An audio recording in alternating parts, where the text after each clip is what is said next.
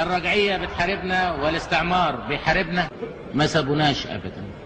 دفعوا فلوس علشان يموتونا، ودفعوا فلوس عشان يعملوا انقلابات، ودفعوا فلوس للاخوان المسلمين، ودفعوا وبعتوا اسلحة الاخوان المسلمين زي ما قريتوا في القضية، واشتروا الاخوان المسلمين. ما فيش فايدة، كل ده ما فيش فايدة. ولم يحدث ابدا ان احنا تركناهم يمنعونا عن العمل.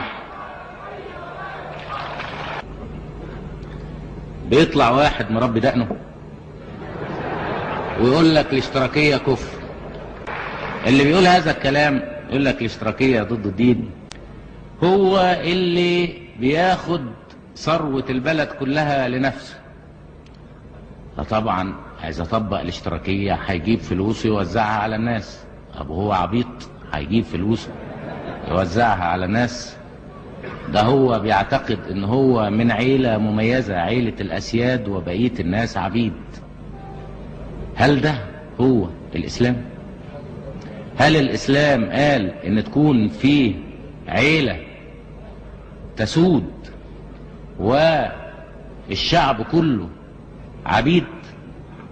هل الاسلام يقول ان تطلع عيلة في بلد وتحكم حكم اقطاعي وتسف كل الفلوس اللي طالعه كلها بتروح للعيلة؟ الحقيقة ابو دقن ده اما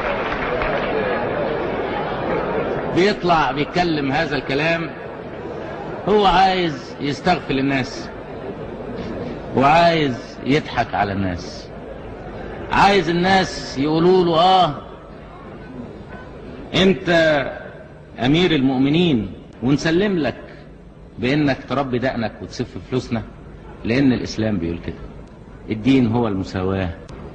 الدين مش ابدا ناخد اموال المسلمين لواحد وعيلة وعدد من المنتفعين. اللي عايز يطبق الدين ما يقسمش الشعب الى عيلة وشعب، عيلة من الاسياد وشعب من العبيد. ده الكفر، ده كفر الرجعية. الرجعية اللي بتحاول انها تستغل الدين علشان تستغل اموال الناس وتأكل اموال الناس بالسحت.